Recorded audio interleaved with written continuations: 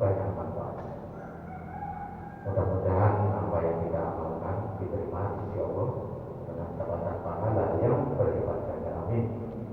Sholawat dan salam kepada junjungan kita Nabi Muhammad SAW beserta keluarga dan sahabatnya. Yang saya hormati Ketua Yayasan Masjid Imam Masjid Pak Kiai Khalil Saleh yang biasanya ceramah di masjid saya. Itu suatu biasa. Mungkin saya baru pertama ya. Mungkin kalau selama Ramadan bukan saya.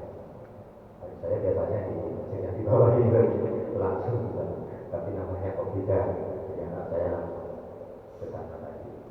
Dan teman saya di Pengkop tadi ada, baik.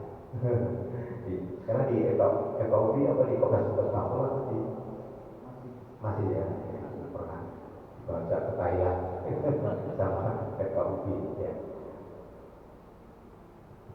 Para jamaah semuanya, mohon maaf saya duduk di sini.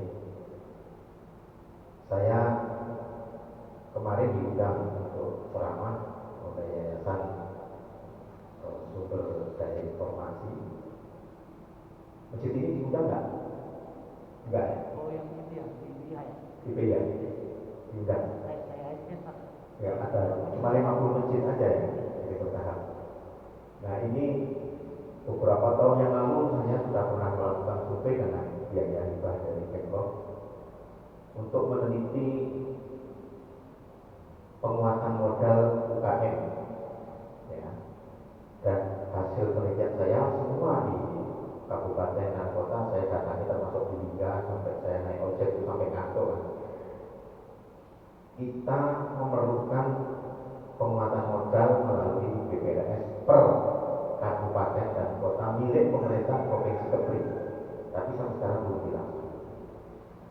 Kemudian setiap masjid kalau bisa ada Baitul Mal wal Masjid, dan saya waktu menjadi ketua PMB dan juga menjadi wakil ketua DPRD mendirikan BMT per kecamatan.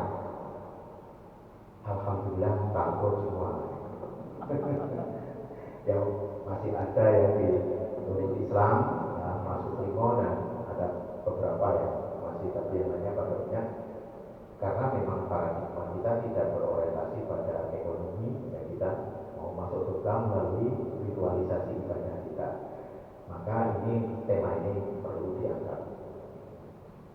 Dan yayasan ini tentu di belakangnya ada anggota DPRD yang memperjuangkan, sehingga waktu diadakan pencerahan PIH itu ya ada honornya, dikasih sajadah, gitu ya. Jadi saya bilang jangan hanya di sini. Saya sudah mencoba karena kurang dukungan dari pemerintahan sehingga tidak bisa berjalan. Dan kita senantiasa menjadi korban para pemodal, para kapitalis yang menguasai di Kota Batam. Sering saya sampaikan dalam khutbah, kita yang mayoritas katakanlah 70% penduduk Kota Batam Muslim hanya mampu menguasai distribusi pendapatan Kota Batam 30%. Kita hanya pada sektor non formal, pedagang kaki lima, pegawai buruh, guru. Selanjutnya pemilik industri, mal, hotel berbintang, mereka semua. Kapan kita harus bisa mengambilnya? Kapan kita harus berebut? Kita punya hak.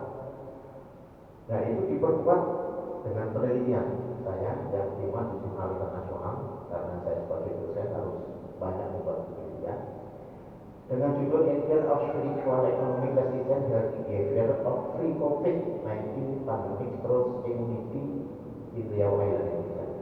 Pada waktu saya meneliti ini, nanti saya share ke Pak Kiai Saleh, softwarenya saya share. Pada bulan Maret 2020 jumlah pasien COVID di Kepri itu hanya 500 berapa ya? 300 berapa?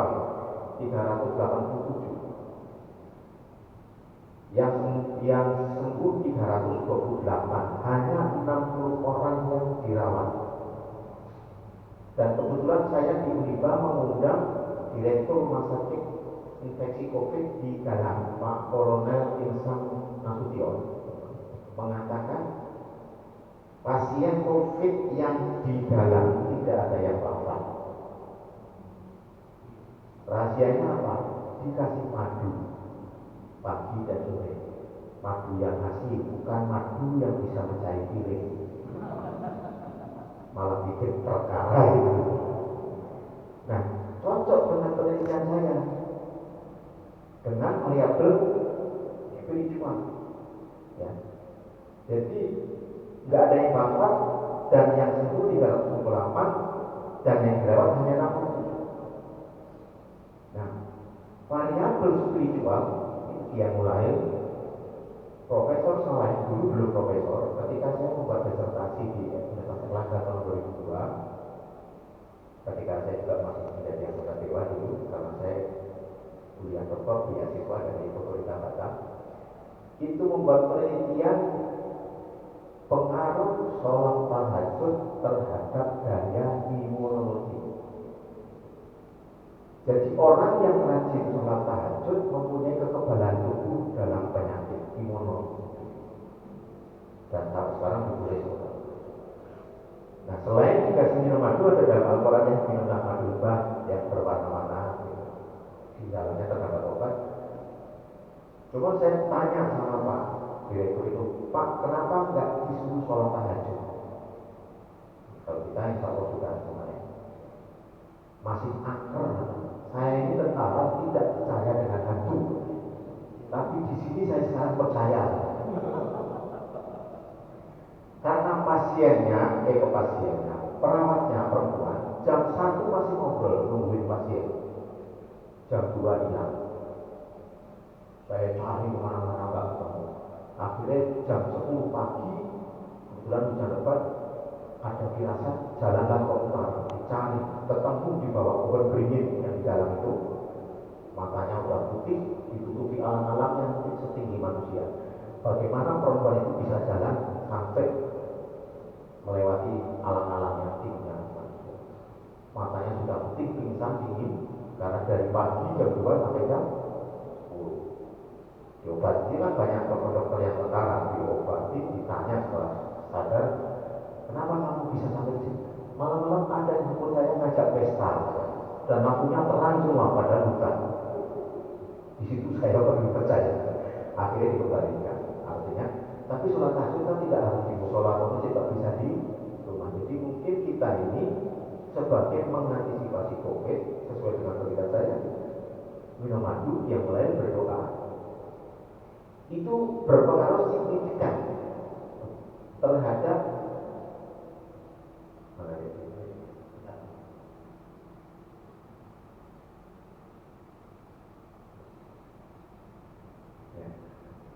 ini berpengaruh signifikan terhadap kekebalan imunitas dan juga kepada bebas COVID. Kemudian economic resistance, kekuatan ekonomi. Kekuatan ekonomi juga ikut mempengaruhi imunitas dan bebas COVID. Tetapi perilaku sehat, healthy behavior, itu berpengaruh terhadap imunitas tapi tidak bisa membebaskan COVID.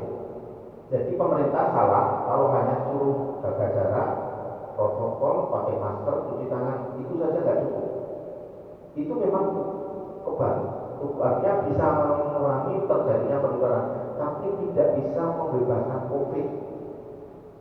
Sekarang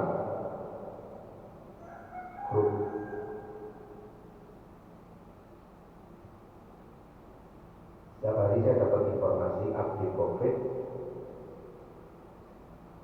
dari 387 sekarang positif COVID 5.560, sembuh 4.795, meninggal 144, dirawat 581.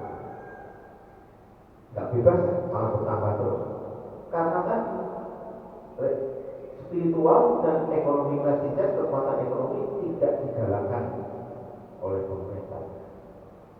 Dikasih sembako nggak cukup, turun ke pasar, turun ke jalan, karena kondisi pendapatan kita juga terbatas, sehingga terulang kembali. Sehingga banyak yang seperti kita buktikan hampir tiap hari baca WA, ilahi, wa inna ilahi, terus di orang yang kita kenal, orang yang pernah berjumpa, WA. Oleh karena itu saya izinkan membawa judul ini agar kita termotivasi untuk membangun ekonomi di masjid. Allah berfirman dalam Al-Quran, Alhamdulillahirrahmanirrahim, Inama ya'muru ma'asabitawahi min billahi wal yawmil akhir wa aqama sholata wa ata zakata walam yakhsha ilallah fa'asa ulaika ayakunu minal muhtadin. Hanyalah yang mengamalkan masjid Allah ialah orang-orang yang beriman kepada Allah di hari kemudian serta tetap mendirikan sholat, menunaikan zakat, sholatnya sudah kita laksanakan, dan tidak takut kepada siapapun selain kepada Allah, maka mereka orang yang diharapkan masuk golongan orang-orang yang mendapat petunjuk. Nah, dari ayat ini masjid memenuhi beberapa fungsi, yaitu tempat ibadah tentunya, ya, sebagai etikat pikir, kegiatan ibadah sosial atau muamalah, dan saya meneliti pengaruh motivasi terhadap kinerja. Ibadah berpengaruh negatif terhadap kinerja, akidah positif dan muamalah positif. Kalau masjid itu ada kegiatan muamalah, pasti banyak yang datang. Kasih meja pingpong, anak-anak muda pasti datang. Bikin pasar, ibu-ibu pasti datang. Tapi giliran sholat berjamaah belum tentu datang. Nah, maka dipancing dengan kegiatan-kegiatan muamalah, kegiatan-kegiatan sosial. Ada madrasah dan ada kegiatan. Masjid tentu bukan itu saja memiliki peran strategis bagi umat Islam, tempat sholat, tapi juga sebagai pusat pendidikan. Maka kalau minta lahan masjid harus luas, dan kalau memang sudah terlanjur kurang, ya harus minta lagi, cari lagi sebagai tempat pendidikan serta militer, berarti bisa ada latihan bela diri serta untuk fungsi ekonomi. Nah, bagaimana fungsi masjid dalam bidang ekonomi bersama pakar ekonomi saya, di antaranya saya, tapi bukan saya, dan praktisi bisnis syariah. Para bankir-bankir syariah di Kota Batam siap hadir memberikan pencerahan dan siap menjadi mitra. Kami di Uniba sudah sering mengundang nanti syariah, BTN syariah, bank. Bahkan mereka datang menawarkan untuk melakukan kerjasama. Nah, kebetulan ini mahasiswanya sudah pada libur karena pandemi sehingga kuliahnya pakai daring. Nah, yang tadi yayasan SDI itu kami sarankan untuk bermitra dengan mahasiswa agar turun ke masjid-masjid membangun perekonomian melalui masjid, membimbing ekonomi berjamaah, ya, ekonomi jamaah, bidang produksi, distribusi, konsumsi. Mart 221 ya, Mart apa namanya? 212 agak kurang bergairah karena hanya menyalurkan channelnya. Yang bikin barang siapa? Mereka. Nah, makanya anak-anak lulusan teknik industri, anak saya teknik industri, mendampingi membuat produksi. Industri pakaian, tahu, tempe, kue-kue, apa yang kita butuhkan dalam kehidupan sehari-hari diproduksi sendiri. Ini kita akan tergantung sama orang luar. Tidak akan pernah kita menjadi bangsa yang kuat. Kita tidak memiliki ketahanan pangan. Beras dari Thailand, gula dari Thailand, boba dari Thailand, daging sapi dari Australia. Yang dari kita apa? Buah naga, jagung manis. Sayuran pun hanya 30%. Bahkan semua dikasih nama Bangkok, durian Bangkok, jagung Bangkok, ayam Bangkok, masa nggak orang Bangkok. Mengusahakan modal melalui bank syariah, BPLS, kami sudah merekomendasikan ke Pak Gubernur dan Pak Sandi agar setiap kabupaten dan kota memiliki BPLS modalnya cukup 5 miliar. Kalau kita ada 7 kabupaten kota, ya 7 kali 5 miliar tidak besar. Yang sudah punya BPLS punya pemerintah itu Bekasi, Banten, Jogja, dan beberapa tempat, sehingga pasar Beringharjo itu lancar modal. Melakukan pendampingan produksi dan manajemen. Nah, kesalahan kebangkrutan kita dalam bisnis tidak ada mendampingi keuangan, akuntansi keuangan cara saya tidak ada yang mendampingi. Kami di Unifa punya S1 dan S2 akuntansi. siap untuk mendampingi. Karena apa? Kita tidak biasa mengelola uang bisnis dicampur sama uang dapur, habis dimasak semua. Harus dipisah, harus disiplin. Ini uang dagang, jangan dikulik-kulik walaupun lapor, jangan. Ini enggak ada, enggak ada uang modalnya dipakai, dan sudah habis. Harus ada pendampingan, ada produksi, industri, industri apa yang kita perlukan buat sendiri. Kalau bisa membuat, kenapa harus beli? Gitu kan? Mencari pasar untuk menjual produk, maka ada pendampingan marketing. Karena kadang-kadang masyarakat kita hanya bisa buat tapi jualnya bingung. Nah, kita perlu jaringan ya, antar masjid untuk menjual barang itu, dan setiap masjid hendaknya memiliki gudang toko industri untuk jamaah. Ya. Kemudian sebaiknya mempunyai BMT hanya 150 juta. Kemarin saya pernah ke sini survei FKUB, udah keluar ya suratnya Pak, rekomendasi dari FKUB. Sudah ya. Kalau belum nanti saya pernah survei kan, terus dengan adanya rekomendasi itu Pak Wali memberikan bantuan hibah. Dapat nggak sih? Belum. Coba lagi dulu, semuanya tetap ada yang 100 juta, ada yang 140 kemarin jelang-jelang kampanye apalagi, tapi sekarang saya terpilih mungkin lain lagi karena mungkin keterbatasan negara. Nah ini kan bisa dipakai untuk ini. Karena masjidnya sekedarnya saja lah, nggak usah terlalu mewah-mewah, tapi bisa dipakai untuk cuma 150 juta untuk 20 orang pendiri dan berbentuk badan hukum koperasi syariah. Jadi ini sudah ada Pak belum ya? Belum, itulah perlu itu Pak, daripada pinjam kemana-mana pedagang-pedagang itu perlu, dan istri kita yang di rumah mungkin bisa sebagai alternatif buat bisnis-bisnis yang kecil-kecilan. Jika masih memilih lahan, cukup sebaiknya menyediakan material produksi. Saya pernah ke masjid besar, mungkin tanahnya luas, punya kebun kangkung, kebun bayam, tanam-tanaman buah-buahan, masjid. Jadi saya pulang diiketin kangkung sama bayam. Nah, maunya masjid itu juga punya produksi seperti itu. Apa yang kita butuhkan punya. Nanti orang-orang lulusan teknik industri yang mendampingi ini punya potensi untuk mengembangkan industri, membangun jaringan distribusi, dan ajarkan pada Pak bisa membuat sendiri, jangan sampai membeli. Kita punya penyakit, ya punya penyakit. Dalam hidup ada produksi, ada distribusi, dan ada konsumsi. Produksi itu membuat, distribusi menyalurkan, dan konsumsi memakan. Saya ingin mengobati penyakit itu. Bapak-bapak jamaah sekalian, mungkin ada itu juga ya. Antara produksi, distribusi, dan konsumsi, mana dulu yang dikerjakan?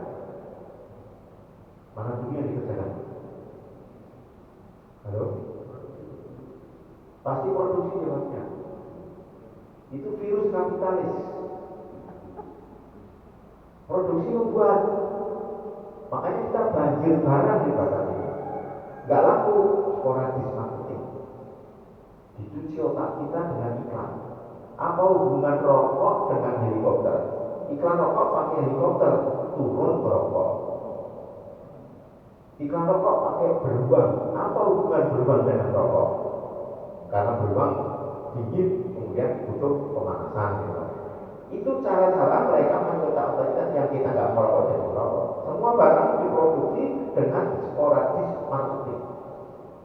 Maka menghasilkan survei BPS, Badan Pengelola Statistik, 65% uang orang Batak dipergunakan untuk membeli barang psikologis.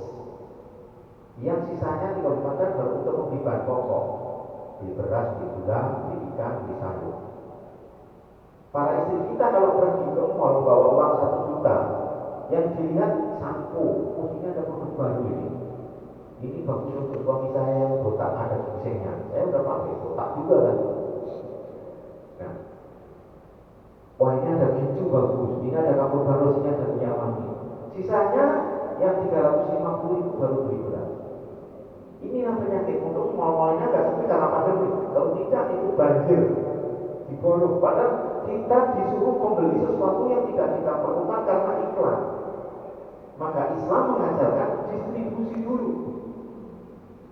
Tapi distribusi di sini bukan memindahkan barang dari produsen kepada konsumen, tapi distribusi ini mengartikan sebelum kita membuat produksi, maka perlu ada marketing yang melakukan survei kira-kira barang dan jasa apa yang diperlukan masyarakat di sini, baru diproduksi. Nah sekarang mau perlu mau nggak dibuat, jika banyak mobil, banyak handphone, banyak TV, caranya gimana? Ya sporadis marketing. Barang-barang yang tidak kita perlukan diiklankan, kita menjadi tertarik dan membeli sampai rumah numpuk belum tentu dipakai. Ini penyakit kapitalis yang memang virus sebab agar kita uangnya habis untuk membeli, dia mendapatkan keuntungan dan kita masih dalam posisi terus serba berubah. Karena masyarakat juga melakukan konsumsi tidak semata-mata karena kebutuhan pokok, tapi di situ ada kemasan-kemasan psikologis. Maka muncul Kentucky, maka muncul pizza, maka muncul burger, seafood dan sebagainya. Jadi semua yang kita konsumsi tidak semata-mata karena kebutuhan pokok, ada faktor psikologis. Habis makan apa? Kentucky. Makan apa? Burger. Coba kalau habis makan apa? Beduk. Makan growol, tempe bengok, timbul. Itu mulutnya malu kan? Padahal bahannya sama, cuman yang satu dikasih merek, yang satu tidak dikasih merek. Ini harus kita ajarkan kepada generasi kita. Islam agama rahmat, masyarakat rahmatan lil alamin. Ada beberapa sistem ekonomi supaya diketahui jamaah sehingga kita bisa memilih dan meluruskan kapitalis, komunis, sosialis, dan ekonomi Islam.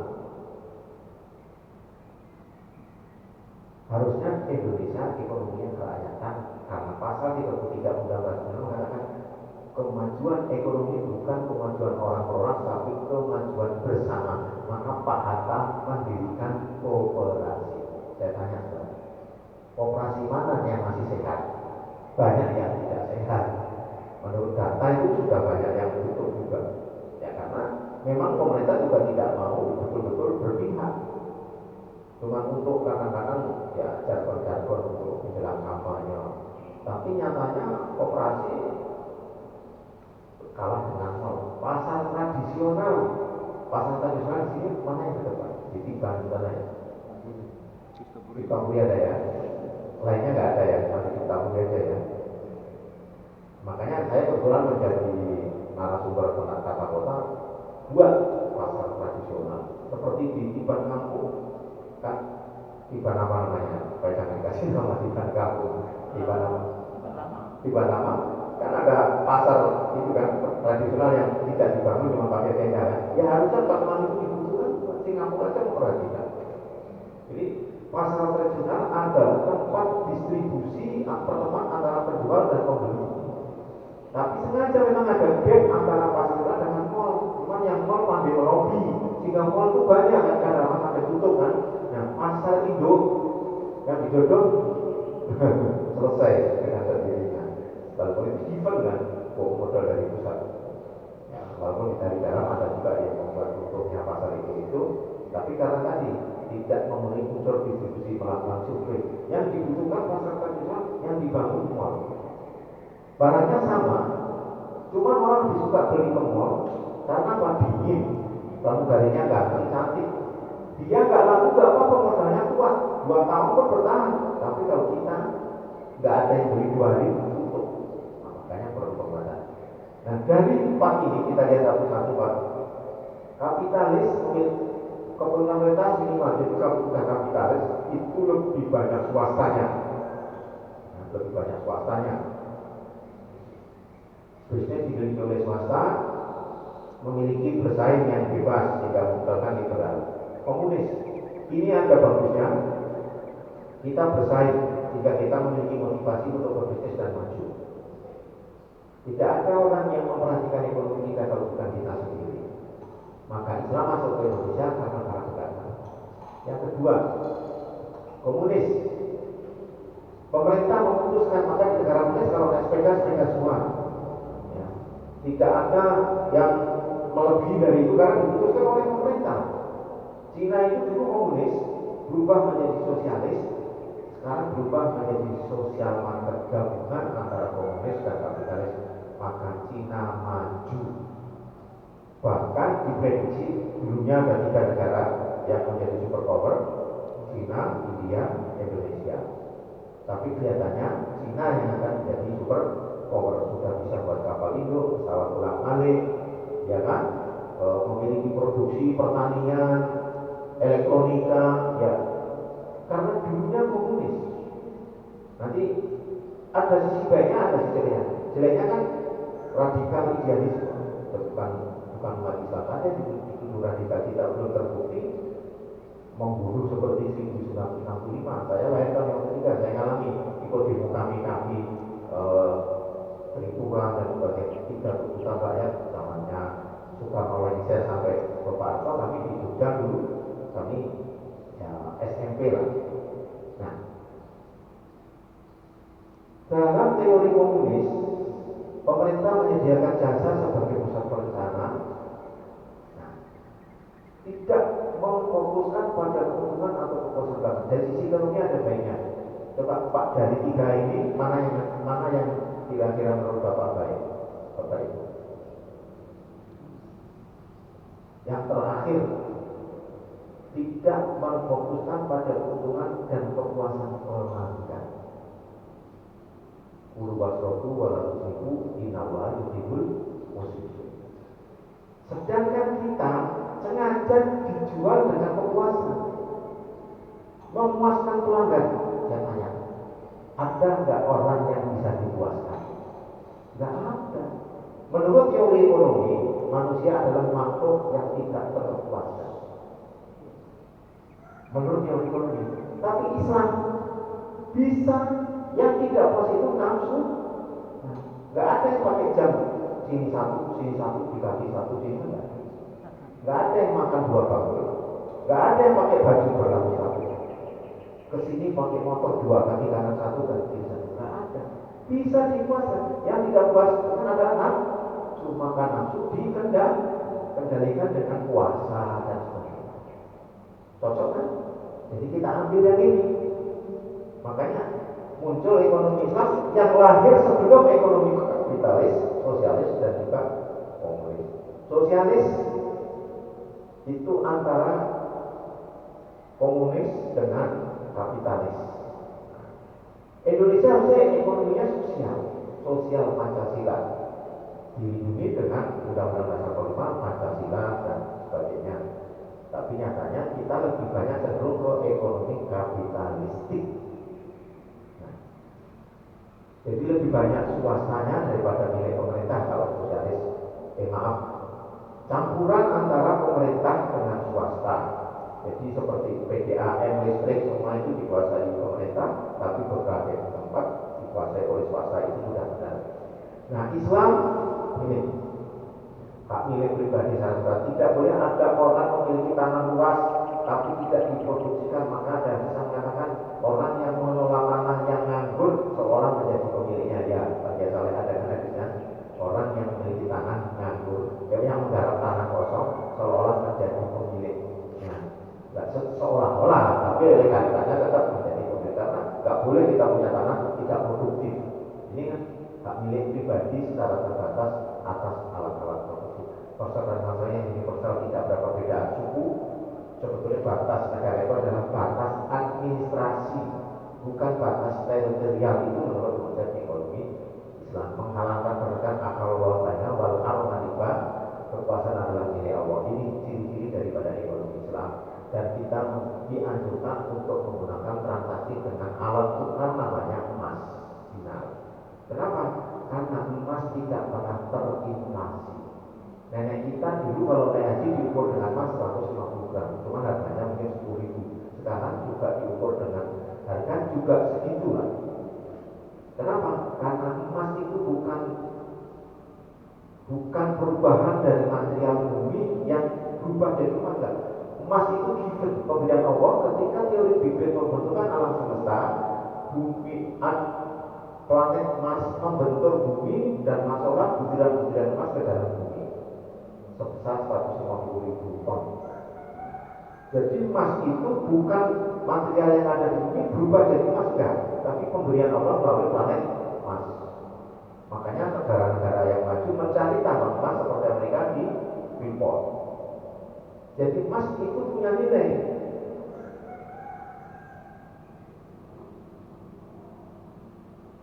Ini uang kertas. Nilainya berapa? 100. Siapa bilang? Ini disepakati 100.000. Siapa yang sosial saya? Bapak, dulu ada namanya Sanering tahun 1967. Soekarno pidato 1.000 rupiah jadi 1 rupiah. Ya, Pak Saleh belum lahir ya. Jadi kami di SMP itu 1.000 jadi 1 rupiah. Tiba-tiba Jokowi ini bayar utang susah ini, maka mencoba dengan wakaf tunai, tapi banyak yang menentang juga ya wakaf tunai disumbangkan ke ormas Islam. Itulah Sanring 1.000. Kemarin sudah hampir pernah ada dulu tentang zamannya presiden siapa 1.000 menjadi 1 rupiah. Jadi ini nggak ada nilainya, cuma disepakati menjadi bernilai. Siapa? Negara yang memutuskan. Tapi kalau emas, mau negara mau menyepakati dan negara punya nilai kan? Punya nilai kan? Maka uang dengan emas itu punya nilai 24 gram. 1 dinar itu Rasulullah membeli 1 ekor kambing 1 dinar karena 2,4 juta 1 dinar. Sekarang 1 dinar bisa kalau beli kambing? Bisa. Saya di Batam tahun 1985. Sebenarnya tahun 74 saya sudah di Batam, teman saya masuk di otorita Batam Jakarta tahun 77, tinggal 85 dikirim ke sini. Itu $1 Singapura 350 rupiah. $1 Singapura tahun 1945 350 rupiah. Sekarang $1 10.000. Nasi goreng di Singapura $10. Dulu kali 350 rupiah, sekarang kali 10.000. Jauh kita terikat. Tapi kalau emas tidak, jadi emas itu nilainya konstan, tidak pernah naik, tidak pernah turun. Yang kadang-kadang ada, tapi itu kecuali emas Jawa yang nggak naik. Masa naik. Baik, oleh karena itu ekonomi Islam berdasarkan kebenaran mutlak. Kebenaran ekonomi kapitalis adalah kebenaran bisnis. Dengan adanya pandemi membuktikan kebenaran mutlak. Teori konsumsi yang berlebih-lebihan, yang berperilaku konsumtif membuktikan membuat kita menjadi miskin, menjadi boros. Tapi Islam mengajarkan kebenaran yang telah ditulis di dalam Al-Quran. Makan sepertiga biji perut, sepertiga air, sepertiga udara. Ulu wasroku walaupun seribu. Makan dengan sampai lebih biasa. Menurut matematik 1 tambah 1 sama dengan berapa? 2. 1 tambah 2 sama dengan 3. Apakah ini mutlak atau nisbi? Ini kebenaran nisbi. Islam punya matematik adalah matematik yang matematik yang komprehensif, holistik. Coba 1 tambah 1. 1 ekor ayam jantan tambah 1 ekor betina jadi berapa itu? Beranak, bertelur. Ini matematik holistik yang diajarkan oleh Al-Quran, oleh Islam.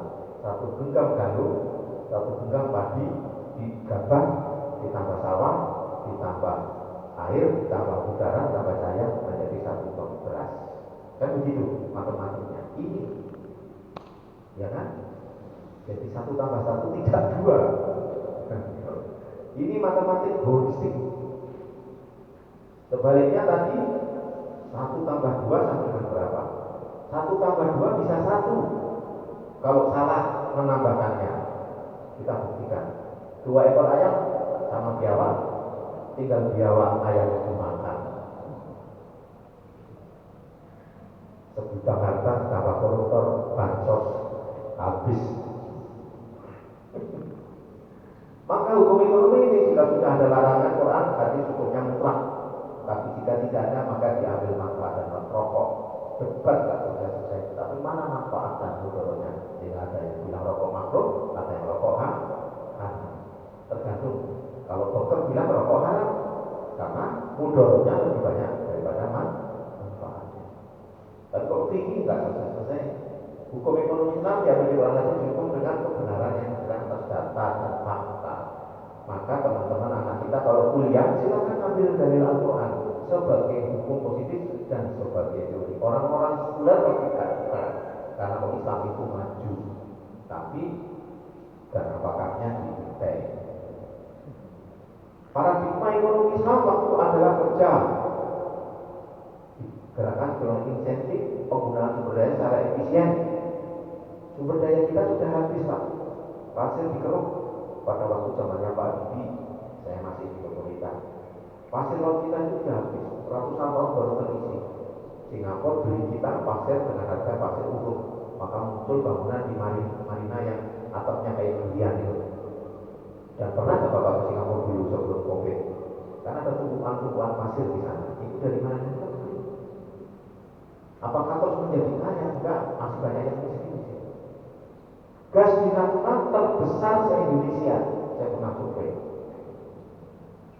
Tapi apakah masyarakat Natuna sudah hidup yang bahagia melebihi kita? Masih kalah di kota Batam. Habis. Saya datang ke Batam ini, hutan masih lebat. Di Tiban kampung, di Tiban lama itu hanya ada satu orang namanya Pak Ancil. Orang kita Minang, karena menantunya teman saya kerja di PT ini, Pak Rizwan. Kenapa suka kecil? Karena kerjanya nangkepin kancil. Kancil itu rumahnya benar-benar kancil, Pak, bukan cerita. Kalau ditangkap itu pura-pura pingsan, keluar busa, dihubungi lalat. Wah ini mati, lepas lari Pak. Nah, itu namanya kancil. Harganya cuma 5.000. Kita nyebrang dari Kupang ke, kita jalan dari Kupang ke waktu masih jalan tanah, belum ada jembatan, masih harus memutar bidang dengan itu. Masih banyak untung yang nyebrang kalau kita lewat zaman itu. Sekarang habis hutan gundul. Kalimantan yang lebat gundul, boksit habis. Kenapa banjir? Karena Allah perintahkan dalam Al-Quran, Allah menciptakan lembah-lembah untuk menampung air hujan sesuai dengan ukuran. Jadi lembah itu lebar, itu kalau nanti suatu saat terjadi hujan, maka dia lewat lembah yang lebar. Tapi kesalahan saya dan kawan-kawan yang karena kebijakan permintaan lahan juga, danau-danau ditimbun, kemudian lembah-lembah jurang-jurang juga ditimbun. Akhirnya hujan lewat mana? Ya lewat rumah orang. Taman Raya itu danau. Banyak yang danau-danau di Batam itu banyak sekali danau. Karena perintah menurut kedokteran Islam juga air yang paling bagus itu adalah air hujan. Maka Allah kan sering menyebut hujan itu sebagai rezeki dan sebagainya. Tapi ya paradigma pembangunan harus berorientasi pada Al-Quran, penggunaan sumber daya yang menyerahkan penggunaan pada ahlinya. Waktu adalah kerja, jaminan terhadap tingkat kehidupan yang layak. KHL, upah minimum kota kita selalu di bawah kebutuhan hidup layak karena punya kecenderungan naik terus, pemerataan kesempatan, kebebasan individu, persaingan dalam hal kebaikan dan kebenaran. Fastabiqul khairat, kerjasama dan dalam persaingan, adanya keseimbangan pembangunan kebutuhan hidup, lahir dan batin, material dan spiritual berseimbang, solidaritas dan komunitas ekonomi, kerjasama informasi dalam muamalah. Nah, maka dengan dasar itu kita memiliki kebijakan ekonomi, pelarangan riba, pemberdayaan zakat. Kami dulu di Dewan pernah buat perjajakan. Cuma jangan sampai ada perdebatan yang terlalu lama. Zakat itu sebelum jika memang fuqara wa masakin sudah nggak ada, berikan untuk modal. Diberikan pada fuqara wa masakin untuk melakukan produksi agar mereka bisa melakukan usaha. Lebih baik dikasih mancing daripada dikasih ikan. Dan zakat ini kalau bisa termasuk dalam ranah fisabilillah. Jadi bisa digunakan untuk, dan saya pernah meneliti, jika pemerintah mengganti zakat dengan pajak, itu pendapatannya lebih besar ketimbang pajak dan akan mempengaruhi welfare state atau maslahat. Kenapa? Kalau zakat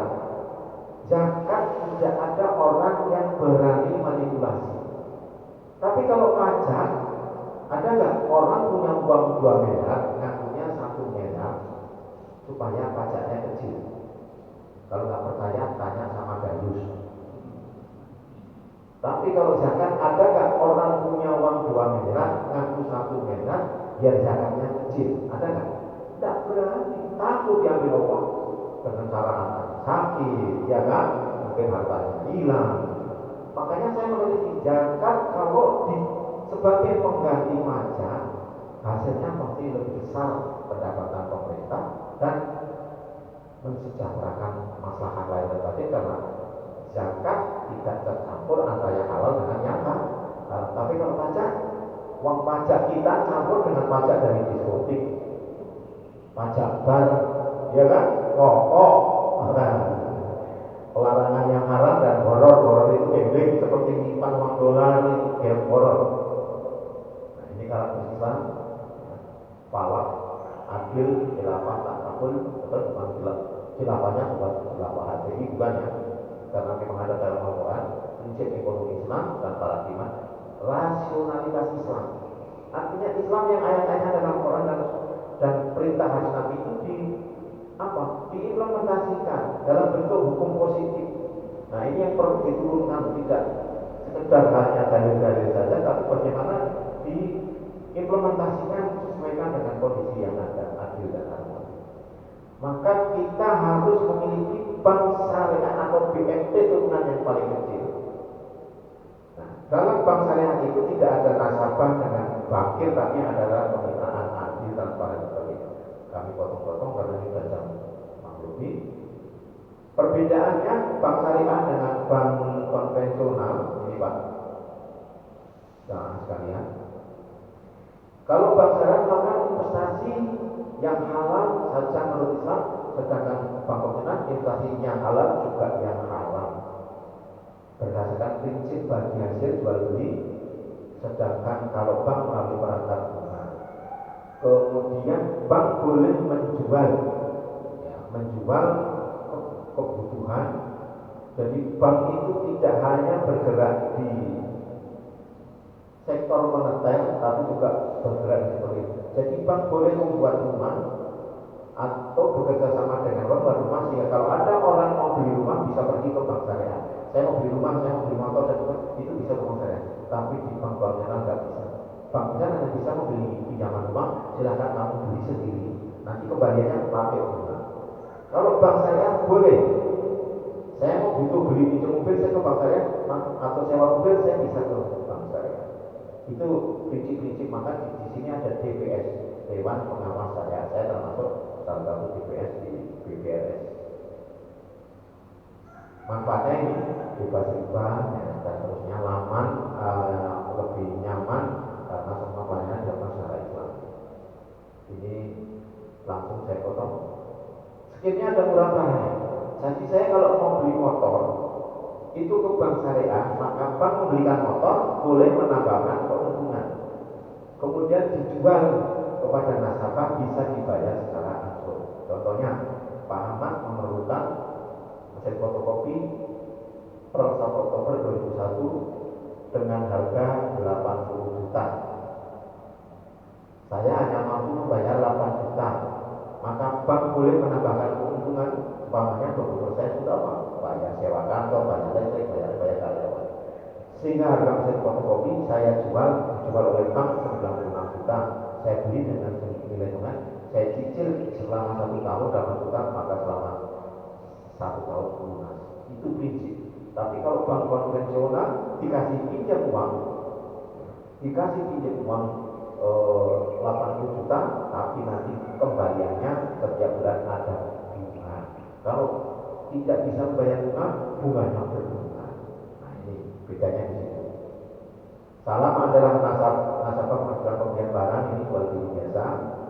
Kemudian kalau istisna itu ada semacam proyek, itu jadi ada uang bukanya. Kemudian ada ijarah sewa ruko, sewa motor, atau sewa komoditi yang lain. Ini prosesnya. Dan yang menarik adalah skema mudharabah bagi hasil 100% modal dari bank. Jadi kalau BMT bisa melayani pedagang-pedagang kecil, ya, 100% modalnya dari bank, dan kalau untung maka pengusaha membagi hasilnya ke bank dan bisa dijadikan nisbah